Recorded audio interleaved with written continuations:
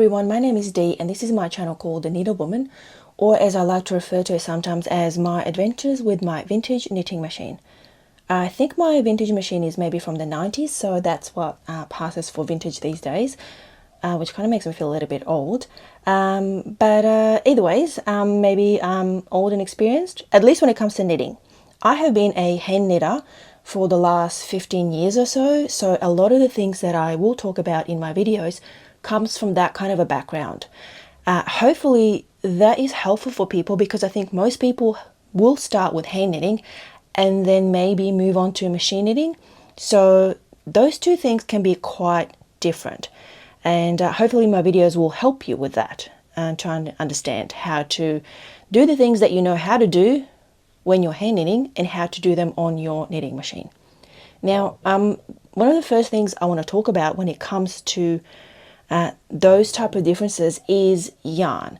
So if you're a hand knitter, you are probably familiar with your yarn coming in this type of a form, which is called a ball of yarn, or maybe even this type of a form, and probably this type of a thing as well. This is something that you can buy at your local craft store, and it's very easy to knit from if you're hand knitting. This type of thing is if you buy a lot of yarn like I do from independent yarn dyers, where they dye into all sorts of beautiful colors. But you cannot hand knit from that. You have to wind it into either a ball like this. And this is, if you've ever seen those old movies where people are holding yarn on their arms and then there's another person winding it into a ball, that's what that is. I hand wound this. Or you might be able to, if you have a yarn winder, wind it into something called a cake, which it is round, it is straight up and down on the side, so it kind of looks like a cake. So I guess that's what it's called, a cake. And then in the back we have these two things here. Now that's called a cone of yarn, and that is what the machine prefers. Okay, so I will show you. With a cone, the yarn gets pulled up and it just comes off so easily, and that is why you will not have any issues with your yarn snagging when you're knitting on a knitting machine. And if, like me, you have a motor on your actual machine, because it knits so fast, you need the yarn to be coming off the cone or whatever it is that you're using. It needs to be coming off very smoothly. Any kind of a snag, any kind of a if the ball of yarn, you know, moves around, rolls around, and then the yarns get stuck underneath and then it sort of tugs on it, that will actually stop the motor. So I need to be able to prepare it into something that my machine will like. Now that is what this type of thing here is. This kind of looks like a cake. Kind of looks like a cross between a cake and a cone of yarn, and this is something that I have been able to wind using a specific yarn winder that I have, and I'm going to show you that a little bit later on. So when I bought my knitting machine, I basically bought this person's entire craft room, I think. I have so many things that I don't even know what they are or what they do, and I'm slowly going through all of that, trying to work out what's what. And I will show you how many yarn winders I actually ended up with. Let's see if I can move the camera a little bit this way. So there's 1, 2, 3, and 4.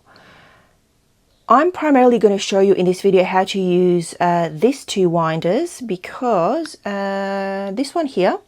All right, let's see if I can show you. I have this yarn winder, but I think I am missing bits and pieces of it. And this is an electric winder. Now I know there's a cone or something that's supposed to clip on top of that, but I think I'm also missing some things that go into here, like a clamp to the table and some other things. I actually don't know what I'm missing. There is a video on how to use this, and I might try and link it down below so you can have a look at it, but also it could be broken. So bear in mind, this is electric and it's plugged in, so it does have power. It is making noise, but it's not spinning. And I don't know if that is because it needs to have all bits and pieces for it to be able to work, or maybe it's just broken. I don't know. And then this thing on this side here, so this is called the DARUMA new twister. Now I actually didn't know how to use this when I first got it. That's because I was using it wrong. There is a video that I'm going to link that shows how to use it, because this actually has two functions. It is a yarn winder, so it will wind your yarn into, I believe, a cake, but it also will twist your yarn. And that is if you have two yarns, let's say these two, if you want to twist them into one strand of yarn, and then knit from that, just that one strand of yarn. So it also does that. But I haven't actually worked out how to do that. I literally found the video of what this is and what it does like 2 days ago, and I haven't tried it. So I will link the video down below of how that is used. But primarily I'm going to show you these two here and how they work. Now also just there in the background, that green thing is called a yarn swift. I'm not going to show you how to use that because there's lots of videos on that on YouTube, and you can have a look. Primarily that is used for winding yarn from a skein. So instead of having someone hold that yarn while you wind it into a ball or a cake, you can place it onto this, and then it will hold your yarn so you can just wind it yourself. Okay, and now I'm going to show you how to use these two. So as I mentioned, I was really lucky to get a whole bunch of stuff, and some of those were these plastic cones. Now these ones are absolutely perfect. They fit onto either of these yarn winders, and then you just use them as the base to wind your yarn on, and then they're really easy to remove. These ones here, I've got a whole bunch of them as well, but they don't actually fit onto the yarn winder. They're too big, and so they end up moving around. So when you're trying to wind the yarn, they just end up turning around, and you actually end up not winding anything. And the same with the paper ones.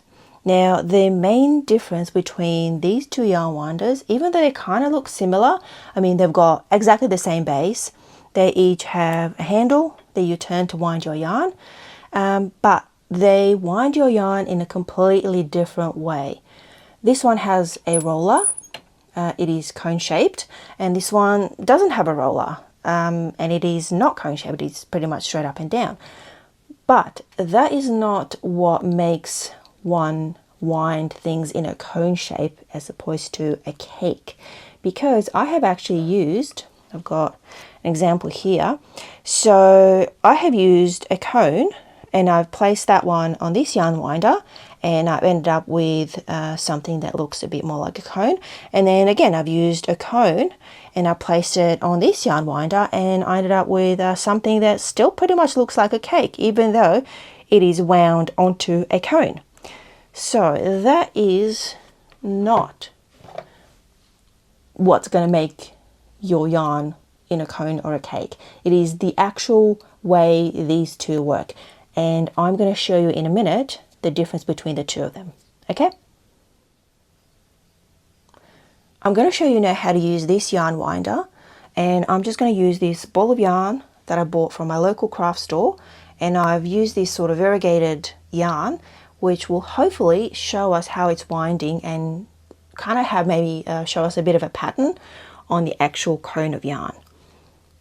The other thing I want to mention about using hand knitting yarn on your knitting machine is the yarn that you buy that is on a cone that is intended for machine knitting is quite often waxed.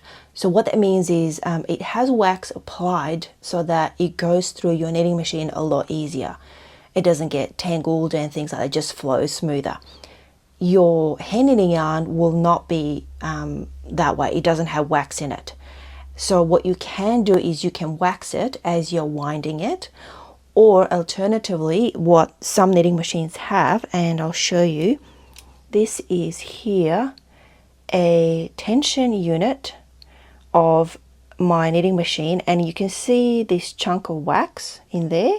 So as you are knitting, your yarn will go through there and it will go over the wax, and that will also wax the yarn. Now I've had to remove this tension head unit because the unit that I have to use for my motor is different. So I can't use this one.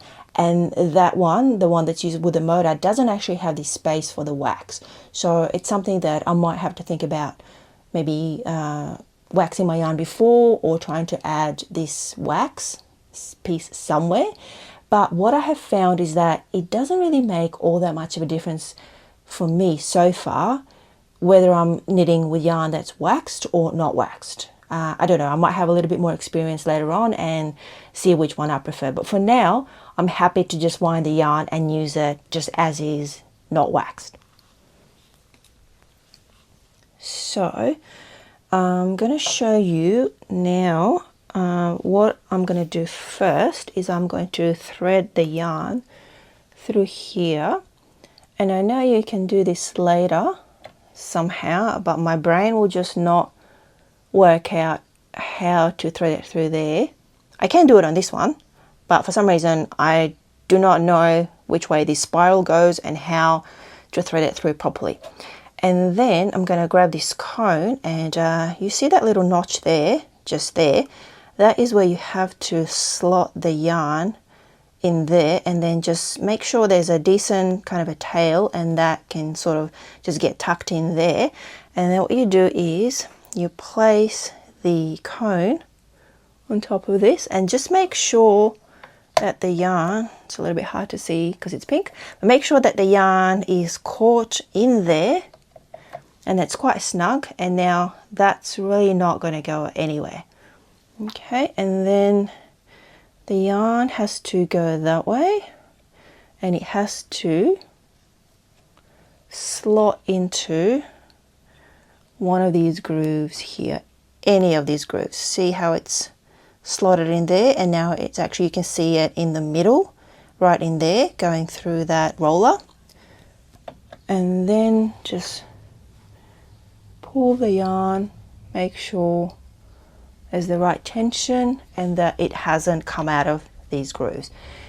With this yarn winder, it's actually really important which way the yarn goes. It has to go in between the cone and the roller. If it goes around this way, I have found that it will tend to slip out of the grooves, and it will end up not winding, and it will end up going underneath, going everywhere, and it will just not work. So you have to make sure that it goes in there. This yarn winder, so the gears are underneath here, and they're quite hard to access and clean up if your yarn goes in there. So make sure that as you're winding, you have a bit of a tension, and that the yarn isn't going underneath this and getting caught in there, because it's really hard to clean up. The gears are plastic. It's going to be a little bit noisy. You can't sort of really lubricate it or anything like that because it's plastic, just plastic on plastic, but it still works. And so I'm going to start off slowly, and I found with this one, the only way to wind it is going this way. And then once you start going faster, it is actually going to work a lot better, because you will see the roller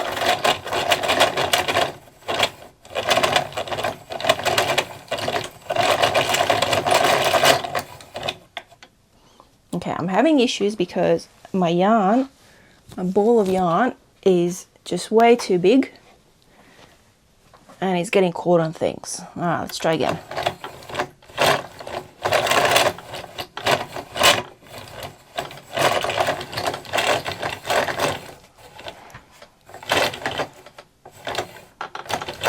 See what I mean? I can't even wind it very smoothly, so using it to knit from will really not work.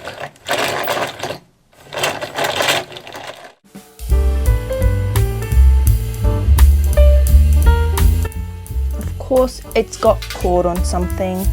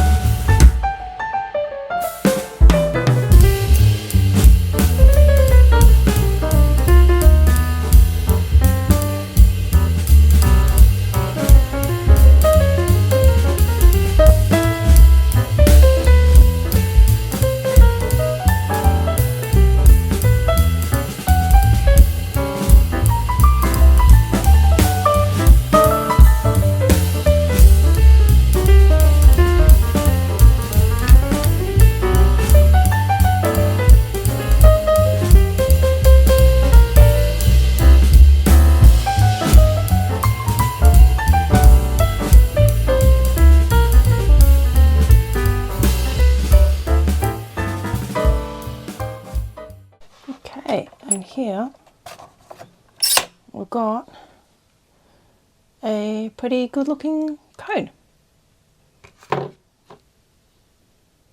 Now I'm going to show you how to use the second one, and I'm just going to thread it through here. With this one, you don't actually even have to use a cone. As I mentioned, you can, but it is not really going to make it into a cone shape. This one actually has a, let's see if I can see, I can turn it a bit more. So it has these little grooves, and you can just slot your yarn into there, and that will hold the yarn in place. So you can start winding. When you first start, just start off slowly so that it doesn't come out of those grooves. And the major difference between these two is that this one you can wind either way. You can wind it clockwise or anti-clockwise, whichever way you like. It doesn't actually make any difference. I'm going to show you how that one works. So this one moves quite differently.